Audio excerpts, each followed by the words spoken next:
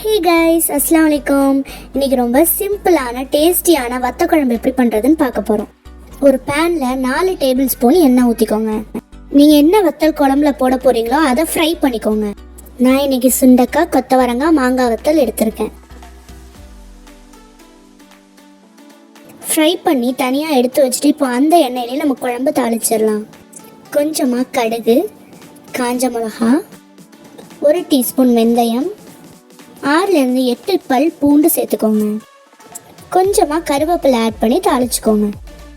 ஒரு big size ஆனியனை cut பண்ணி ஆட் பண்ணிக்கோங்க. ஆனியன் கோல்டன் ப்ரௌன் ஆகிற அளவுக்கு வறுக்க விடுங்க.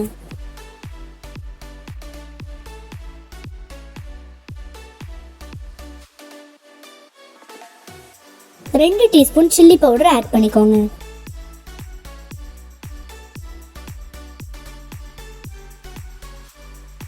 நாலுலேருந்து 5 டீஸ்பூன் குழம்பு மல்லித்தூள் ஆட் பண்ணிக்கோங்க.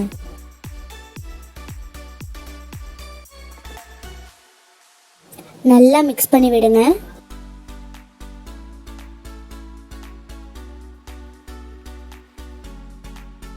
ஒரு பிக் சைஸ் டொமேட்டோவை அரைச்சி ஆட் பண்ணிக்கோங்க. கொஞ்சமா தண்ணி சேர்த்து மிக்ஸ் பண்ணிக்கோங்க.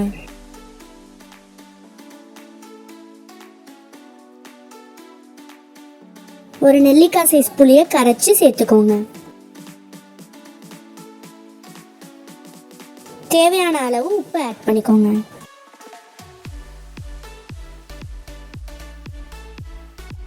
குழம்பு ரொம்ப திக்கா இருக்கிறதுனால நான் இன்னும் கொஞ்சம் தண்ணி ஆட் பண்ணிக்கிறேன். மூடி போட்டு ஒரு 5 நிமிஷம் கொதிக்க விடுங்க. இந்த மாதிரி எண்ணெய் தனியாக பிரிஞ்சு வரும்போது மூடியை ஓப்பன் பண்ணி கொதிக்க விடுங்க. குழம்பு ஓரளவுக்கு திக்கானதை நம்ம வறுத்து வச்ச வத்தலை இதில் ஆட் பண்ணிக்கோங்க.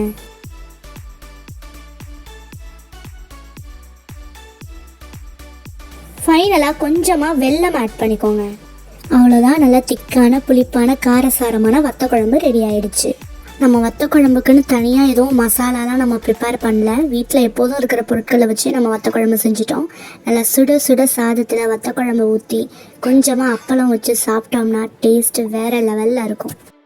என்னோடய ஸ்டைலில் சிம்பிளான வத்த குழம்பு ரெடி பண்ணியிருக்கேன். நீங்களும் எப்படி இருக்குன்னு ட்ரை பண்ணிவிட்டு எனக்கு கமெண்ட் பண்ணுங்கள்.